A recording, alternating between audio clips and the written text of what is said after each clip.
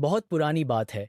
किसी दूर दराज गांव में एक मोची रहता था जिसका नाम कालू था। वह एक छोटी सी झोपड़ी में अकेला रहता था और सुबह से शाम तक लोगों के टूटे फूटे जूते सियता रहता था। उसकी उंगलियां चाकू जैसी हो गई थीं और आंखों में हमेशा थकान रहती थी। गांव के लोगों को उसकी जरूरत तो थी, मगर कोई उसकी परवाह नहीं करता था। दिन भर की मेहनत के बाद भी उसके हाथ इतने पैसे नहीं आते थे कि वो अच्छा खाना खा सके या अच्छे कपड़े पहन सके। अकेले रहना उसकी मजबूरी भी थी और किस्मत भी। कभी कभी रात को वह आसमान की तरफ देखकर सोचता, क्या मेरी जिंदगी हमेशा ऐसे ही गुजरेगी? मगर जवाब देने वाला कोई नहीं होता था। वह अपने दिल की बातें अपने दिल में ही दबा लेता और सोने की कोशिश करता। एक दिन कालू के दिल में ख्याल आया कि बहुत दिनों से कुछ अच्छा खाया नहीं। रोज रोज की सूखी रोटी और नमक से उसका दिल भर गया था।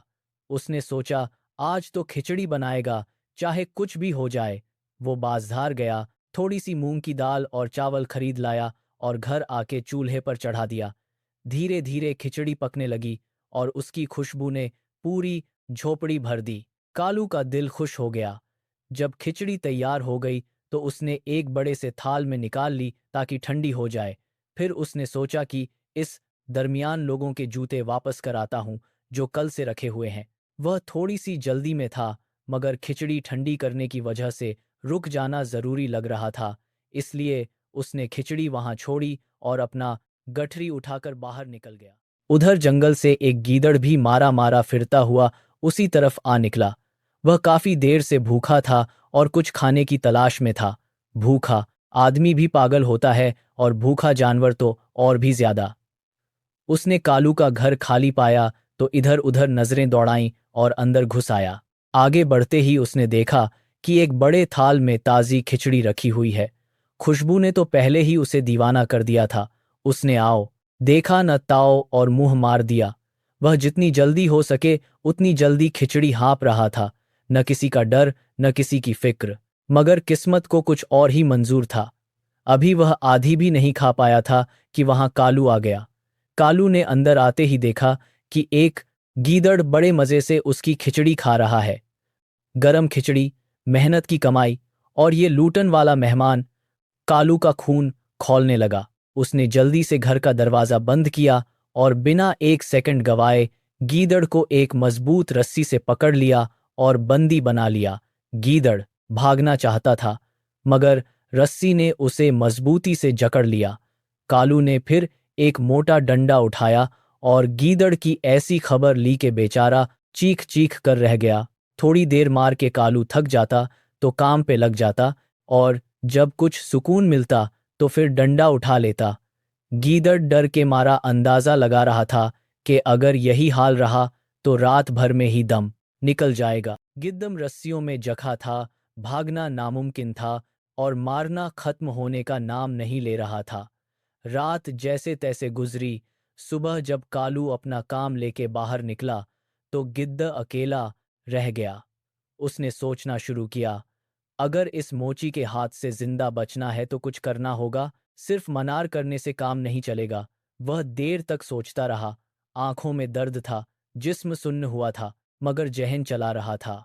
आखिरकार एक तदबीर सूझी। उसने खुद अपने आप को रस्सियों में और ज्यादा लपेट लिया ताकि देखने में काफी मोटा ताजा लगे। फिर वह अपने दोस्तों को आवाज देने के अंदाज में चीख चीख कर बोलने लगा। जंगल करीब था, इसलिए दूसरे गीदड़ों ने भी जवाब में आवाज दी। उन आवाजों में एक आवाज उस गीदड़ के खास दोस्त की भी थी, जिसका नाम चमकू था। चमकू ने जब अपने यार की आवाज पहचानी तो समझ गया कि कुछ मसला है। वह और तेज चीखा और अंदाजा लगाता रहा कि दोस्त कहाँ है। धीरे धीरे वह गांव की तरफ बढ़ता गया और आखिर में कालू के घर के करीब जा पहुंचा। उसने कान लगाया तो आवाज उसी घर से आ रही थी। उसने चुपके से अंदर झांका तो देखा उसका दोस्त रस्सियों में जकड़ा हुआ बैठा था और जिस्म सुन्न हुआ था। चमकू ने धीरे से पूछा, यार क्या हो गया तुझे? तू यहाँ कैसे आया? ये क्या हाल बनाया हुआ है तेरा? मगर अंदर वाले गीदड़ ने मुंह पर एक हल्की सी मुस्कान लाते हुए जवाब दिया, जो चमकू ने बिल्कुल नहीं सोचा था। रस्सियों से बंधे गीदड़ ने दर्द को छुपाते हुए कहा, दोस्त, हम तो यहाँ ऐश कर रहे हैं। तुम जंगल में मारे मारे फिरते हो, मगर हम तो यहाँ शाही मेहमान हैं। चंकू ने हैरान होकर कहा, ऐश? मगर यार, तुम तो रस्सियों में बंधे हो। गीदड़ ने मुस्कुराकर कहा, ये रस्सियां इसलिए हैं कि मैं कहीं भाग न जाऊं। यहाँ के मालिक ने मुझे रोका हुआ है क्योंकि वह चाहता है कि मैं यहाँ रहूं। वह मुझे रोज हलवा पूरी खिलाता है। तुम देख नहीं रहे कि कितना मोटा हो गया हूं मैं। चंकू की निगाह गई तो वाकई उसका दोस्त काफी मोटा ताजा लग रहा था, जो असल में पिटाई की सूजन थी। चंकू के मुंह में पानी आ गया। हलवा पूरी? वो एक लंबे अरसे से सिर्फ जंगल की छोटी मोटी चीजें खाता आ रहा था। चंकू ने ललचाते हुए कहा, यार, ये कामयाबी तुम्हें कैसे मिली? कुछ तो बताओ। बंदे गीदड़ ने एक राजदारी भरी आवाज में कहा, बताता हूं, मगर एक शर्त पे। क्या शर्त? चंकू ने जल्दी से पूछा। यह कि तुम किसी को मत बताना। वादा करता हूं, बिल्कुल नहीं बताऊंगा। सच्ची? बंदे गीदड़ ने नीचा होकर कहा, बात यह है कि इस घर का मालिक निहायत रहमदिल और भला इंसान है। वह इतना प्यार करता है मुझसे कि रस्सियों में जकड़ रखता है कि कहीं भाग न जाऊं। रोज हलवा पूरी मिलती है, चैन की नींद, कोई तकलीफ नहीं। चमकू का दिल मचला। यार, काश मुझे भी यह मौका मिलता। बांदे गिड़गिड़ बोला, दोस्त हो तुम मेरे, इसलिए मैं यह कर सकता हूं कि तुम मेरी रस्सियां खोल दो, मैं तुम्हें अपनी जगह बांध देता हूं। 10 दिन में खुद देख लेना कि क्या होता है। चमकू को लालच ने अंधा कर दिया था। उसने एक पल सोचे बिना गीदड़ की रस्सियां खोल दीं। बंदा गीदड़ आजाद हुआ, टंकी सी सांसों के बाद खड़ा हुआ और चमकू को अपनी जगह बांध दिया। फिर एक नज़र चमकू पर डाली, एक हल्की सी मुस्कान मारी और तेज कदम से वहां से निकल गया। चमकू खुश था। दिल में हलवा पूरी के ख्वाब थे, आंखों में चमक थी। वो इंतजार करने लगा। उधर कालू काम से वापस आया, हाथ में डंडा था और दिल में गुस्सा।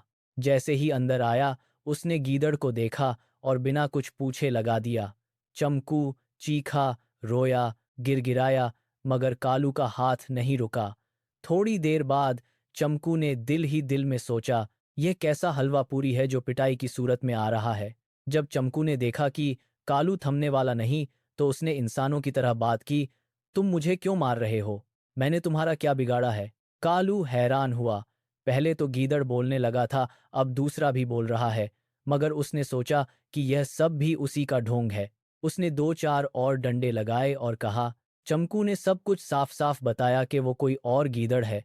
पहले वाले ने उसे यहाँ बंधवा के खुद भाग गया। मगर कालू को यकीन नहीं आया और वो कहता रहा कि ये सब बहाना है। चमकू जब बहुत ज्यादा घबरा गया और लगा कि अब जिंदगी खत्म होने वाली है, तो उसने एक बड़ी बात कह दी, अगर तुम मुझे आजाद कर दो तो मैं तुम्हारी शादी बादशाह की बेटी से करवा दूंगा। कालू का डंडा हाथ में ही रुक गया। मुंह खुला का खुला रह गया। क्या कहा? बादशाह की बेटी?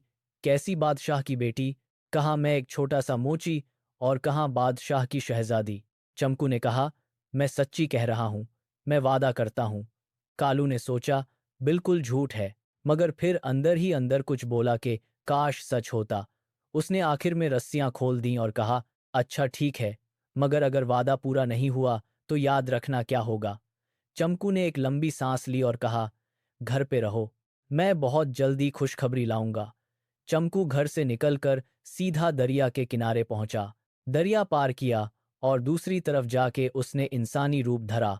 दूसरी तरफ एक बड़े बादशाह की हुकूमत थी और उसका महल दरिया से थोड़ी दूर पर था। चमकू ने खुद को इल्ची बनाया और बादशाह के दरबार में पहुंचा। बादशाह ने पूछा कि तू कौन है और कहाँ से आया है। चमकू ने सर झुका के कहा कि मैं पड़ोसी मुल्क के बादशाह का इल्ची हूँ। उनका बादशाह कुंवारा है और उन्होंने आपकी साहिबजादी के लिए रिश्ते का पैगाम भेजा है। इत्तेफाक से बादशाह की एक ही बेटी थी और वो उसकी शादी के लिए काफी अरसा से परेशान था। रिश्ता खुद आ गया तो वह बहुत खुश हुआ। उसने इल्ची को कीमत तोहफे दिए और शादी की तारीख भी तय कर दी।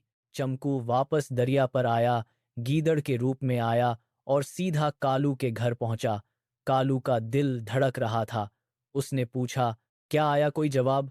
चमकू ने इत्मीनान से कहा, तुम्हारी शादी तय हो गई।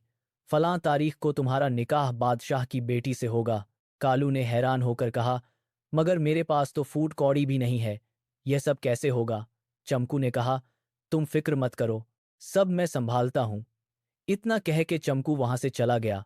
कालू रात भर नींद नहीं आया, करवटें बदलता रहा, कहीं ख्वाब तो नहीं देख रहा, बादशाह की बेटी और मैं।